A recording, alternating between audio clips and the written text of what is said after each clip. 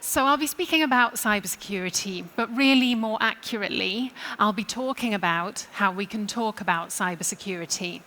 Obviously, the threats that we face when it comes to cybersecurity keep evolving. In some ways, the challenges we face have remained at a high level constant over the last few decades. But the tactics that cybercriminals employ continue to evolve. And what we know, of course, is that cybercriminals increasingly target people. So what we must do is think about how we communicate with people. We must put people more at the heart of our approach to cybersecurity. Because really, it's only by helping people understand cybersecurity and helping to shift them to practicing more positive security behaviors that we can build more secure communities, more secure companies, and ultimately more secure countries. So I have been on a mission for over the last 10 years to really shine a light on the human side of cybersecurity. When I say the term cybersecurity to you, what springs to mind? You're probably thinking about data. You're probably thinking about hackers. You're probably thinking about code. You're thinking about technology, connectivity, internet-enabled devices, maybe smart cities. But of course, it's also very much about people. And this has been the focus of my work for over 10 years, particularly focusing on awareness behavior and culture, helping organizations around the world understand their security culture, and helping to engage people in more positive security behaviors. My background is in sociology, politics, civic design, and so I bring all of these fields into understanding cybersecurity. 10 years ago, when I would meet colleagues within my own industry and say that I worked on the people side of cybersecurity, I would usually be met with a blank face. And if someone was feeling brave, they would ask, what does that mean? As an industry, we were not focused on people 10 years ago. But I'm pleased to say that that has grown and changed, particularly over the last couple of years. As an industry, we've accepted, of course, that people are at the heart of cybersecurity just as much as technology.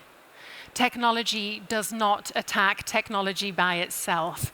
There is, at least in 99% of the time, always a human being involved in one way or another. And moreover, we do not protect information for the sake of that information itself. We protect it for our livelihoods. We protect it for our personal information. We protect it sometimes for our health and our physical safety.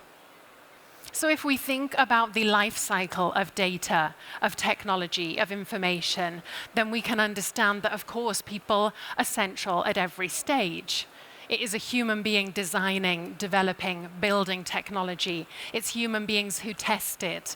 So of course we have to think there about mistakes that can be made, about malice, about motivation, about bias.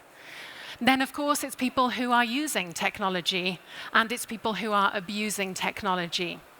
What makes somebody become a hacker? What makes somebody become an ethical, legal hacker or a criminal hacker? What are their motivations? What are their methods? All very deeply human elements. And then, of course, there is no more important part of the human side of cybersecurity than the impact. What we have seen in recent years is attacks on critical national infrastructure, on power plants, on hospitals, on schools, on universities, as well, of course, as on companies, individuals, critical national infrastructure, and governments. So the impact is very deeply human too.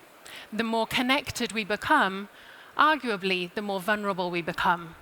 So it's fundamental that we communicate this subject to everybody. Most people have a life that touches technology in one way or another. So we need to think about actually how we shape this so that people engage, feel more empowered, feel more confident, feel more able to practice cybersecurity.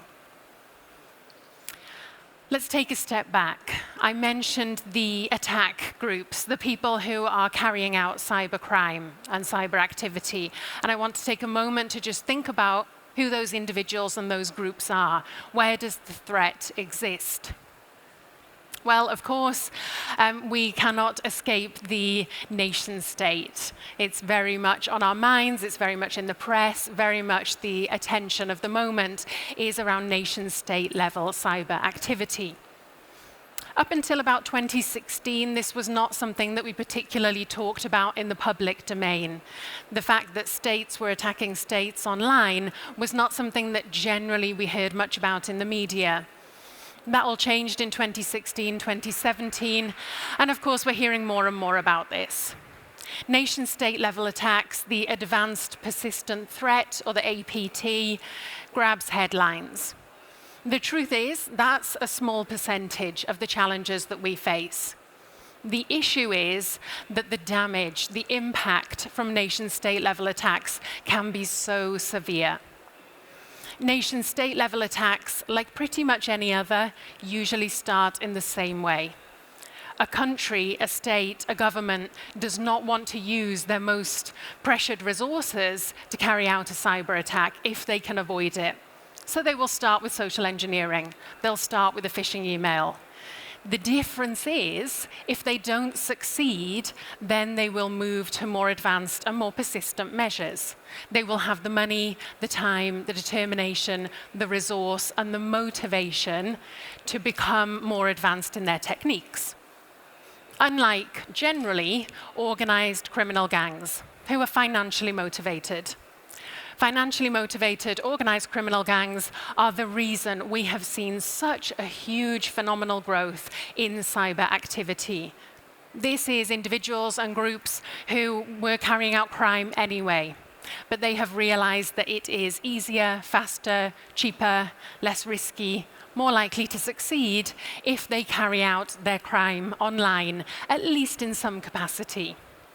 So for most organizations, this is the bulk of the threat. For most individuals, this is where cybersecurity touches us.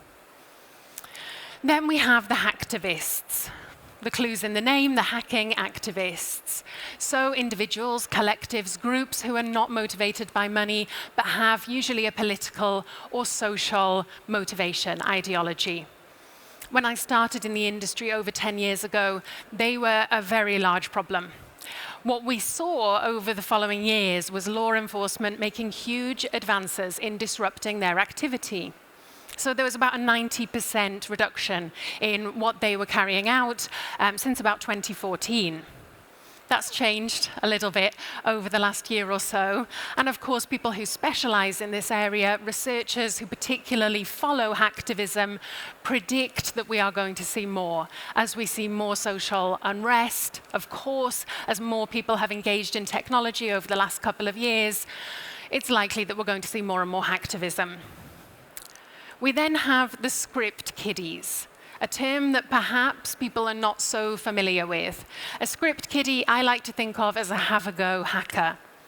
Research shows that they generally fit the stereotype, and they're pretty much the only group that generally fits the stereotype we usually see in the media. So generally they are younger, often they are teenagers, and often they are male. They are generally carrying out their activity without much of a acceptance or comprehension that what they're doing is crime. They usually are motivated by ego, by kudos. They want to show off to their friends.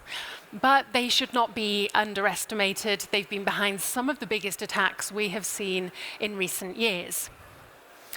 All of those groups so far external to an organization. But of course, many issues, in fact, most issues, come from within an organization or at least combined with an external actor. There will be some element of an insider. When I say insider, usually people jump to thinking about the malicious insider. And the psychology of a malicious insider is fascinating. I can and do full sessions just talking about malicious insiders, because usually they are people who have been very loyal in an organization. They usually do not fit your idea of somebody who would steal information and use it for their own purposes. But they are usually disgruntled. They feel that they have been done a wrong by their organization, and so they seek to attack and steal information to try and right this wrong. We then have non-malicious insiders. Non-malicious insiders are the bulk of insiders. They are people who just make a mistake. And usually, in all honesty, there is a problem with the system. The technology has not been built to be human-centric. They have not been trained. They're overworked, they're stressed, they're busy, and they make a mistake. And then running alongside all of this, we have the supply chain. So this is where we're seeing more and more attacks can be carried out with any of these groups, but they target a smaller organization as a way of pivoting and getting to a larger organization that the smaller organization works with. I wanted to draw your attention to a couple of very recent news stories. Of course, every day we hear more and more about cybersecurity, or should I say cyber insecurity, in the news. And these are a couple of issues I just wanted to bring to your attention. They highlight some of the things I was speaking about on the last slide. So firstly, we have the Lapsus group. You may have heard a bit about over the last week or so, a cybercrime group that came to attention because they claimed attacks on Microsoft, on Okta, of course a huge, very credible security company, on NVIDIA, so huge tech companies around the world, and Lapsus have been carrying out attacks on them and claiming these attacks on social media. Among their techniques is to use social engineering, particularly over the phone, so manipulating employees working at those organizations, supply chain activities, and also targeting people working within the organization. In some cases, targeting people to become insiders, offering to pay them in exchange for access. And as I spoke about script kiddies, there seems to be an element of script kiddies here involved in this group. Carried out huge attacks, and yet it seems potentially that a teenager from Oxford in the UK is the leader, or at least highly involved in this group. Said to have amassed 14 million US dollars in Bitcoin through this activity, and was identified when a rival hacker posted their details online. So watch this space, we'll see where that one goes. The other story I wanted to draw your attention was around Nestlé. Anonymous, again, hacktivist group, claiming that they stole a huge amount of data from Nestlé that appeared online. It included internal email, customer information. Anonymous said they did this to protest Nestlé not removing themselves from Russia. And then Nestlé turned around and said, no, that wasn't you, that was actually us. We made a mistake a few months ago and the data was leaked internally, so we're not letting you have that kudos. They would rather admit to having made the mistake themselves. So I talk about the human element. I've mentioned social engineering, and all the research in recent years shows that social engineering is very much at the heart of many cyber attacks. Phishing, still the #1 vector. Now, when I talk about social engineering, when I talk about phishing, this is where we are manipulated into unwittingly doing something or saying something, giving away information, clicking on a link, downloading an attachment, thinking that we can trust the person who is contacting us. They are masquerading to be somebody that we can trust. When it comes to social engineering, I say that the right fish at the wrong time can catch any of us. It's easy for us to think, well, that would never happen to me. I would never just blindly trust an email apparently coming from my CEO. I would never click that link, transfer that money. But it's not true. We can all be manipulated. And this is because most social engineering attacks take advantage of human bias. So for example, I've shared one that we received at Cygenta. Your password is going to expire. Often security is now used against us. We have phone calls pretending to be from the bank's anti-fraud department saying your account's been compromised, I need your details, I need your help. So it's preying on our fears, it's preying on our curiosity. The other message I've included, you have been featured among the worst people to be on Instagram. And the fish goes even further than that, saying you can see who added you to it. So it makes it very hard for us to resist. In fact, what this social engineering does is it clouds our judgment. So if we look to behavioral economics, we can understand that human beings have two ways of processing information. The slow, rational way, where we think through what we're doing very carefully, very calmly, and we think before we act. We then have the fast way of thinking, where our judgment is clouded, we're feeling emotional, we are impulsive, and we act before we think. What social engineering does by making us feel scared, flattered, or curious is it pushes us into the fast way of thinking. So we're not thinking clearly, we click that link, we download that attachment, we transfer that money, and only after we have done that does the penny drop, and we realize that maybe we were manipulated. This can be similar to thinking about misinformation and disinformation, which also preys on our emotions, also impersonates somebody we may trust. It also takes advantage of existing conspiracy theories. It takes advantage of polarized views and pushes people into further and further polarization, discrediting experts, and of course, carrying out trolling, manipulation online. As human beings, we often don't take the time to actually analyze and think rationally whether to trust information or not. But when we do think through whether to trust a source or trust information, we go through certain steps.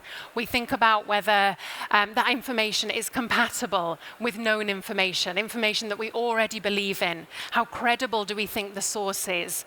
Do other people that I know and trust believe it? This is why social media is so powerful when it comes to the spreading of misinformation and disinformation, because often it is spread within our network by people we either know and trust who are unwittingly spreading it, or by accounts that look like ones we favor. Now, when it comes to talking about cybersecurity, we face a big challenge. I said at the start, the threats continue to grow, and that is not going to change. We're facing a set of very complicated, interconnected problems when it comes to cybersecurity. But when we just talk about the threat, what we do is we alienate the people that we are communicating with. And this is partly because for many people who do not feel that they are technologists, who do not feel deeply informed about technology or about security, it can feel overwhelming. And particularly as we hear about more and more attacks that are happening. As time has gone on over the last 10 years, certainly we have seen more and more public attacks. Every day that goes by, pretty much, we hear about a new cyber attack, a new incident. So this can feel very overwhelming, and many people can feel, well, the hackers have won. When I'm communicating with an audience, when I'm raising awareness about cybersecurity, I'm very conscious that I'm talking to people who have come into the room maybe already with an elevated level of fear. They already feel emotional. And so when we're talking about something scary, particularly to people who maybe already feel anxious about this topic, we cannot focus on the threat. We must focus very much on what people can do to better protect themselves. We must make them aware of the threat, but decades of research in psychology has shown that we need to empower people by helping them understand what they can do to protect themselves. And this ties in with research in neuroscience that shows about 80% of people around the world are wired towards optimism in their personal lives. They may feel pessimistic about the world around them, but it is human nature to think that we are going to be fine. We think that we will never be divorced, that we will never be ill, and we will never be hacked. So if we simply focus on the negative messages when it comes to security, we alienate people who think, that applies to everyone else. That doesn't apply to me. No one's going to hack me. I'm going to be just fine. So we need to make cybersecurity accessible. We need to not just talk about the why, but the why me. We need to make sure we frame the messages so that people feel engaged, inspired, and empowered. And as part of this, it's about looking at the security culture that we have, the values that people have internally and in an organization, the perceptions that they have around cybersecurity, their levels of awareness, and how they behave, the behaviors that they practice, and the behaviors that they think are acceptable. We need to help build up a mindset. So when it comes to cybersecurity, it's not so much about giving people the list of things they should and should not do. It's about empowering them with an educated mindset. For example, when it comes to social engineering, not to be thinking about whether it's come from a particular email address, not to be telling them to hover over the link and see if it's accurate, which people cannot do on a mobile phone, one of the many problems with it. Instead, we need to think about building up their mindset and helping them understand an unexpected communication that makes you feel something and asks you to do something. That is the red flag when it comes to whether you're being manipulated or not. And of course, that applies to misinformation and disinformation as well. Of course, there are technological answers in partnership with platforms that we can build upon. But research also shows that actually encouraging people to take a mindset where they have critical thinking around information, where they are nudged to think about whether information is accurate, this is one of our best forms of defense. So for my session today, I really want to help you think more about people when it comes to cybersecurity, to understand that social engineering works because it subverts trust and it exploits human bias. And misinformation, disinformation are essentially social engineering at scale. They work for the same principles. To shift this, we need to build a more positive and proactive set of engagement. We need to look at culture, education, and mindset. We need to empower, educate, and engage people and focus on building up their self-efficacy, their confidence, their behaviors, rather than simply scaring them about the threat. Thank you so much for your time and your attention. If anybody would like any more information, the references that I've spoken about today, please do get in touch. Thank you so much.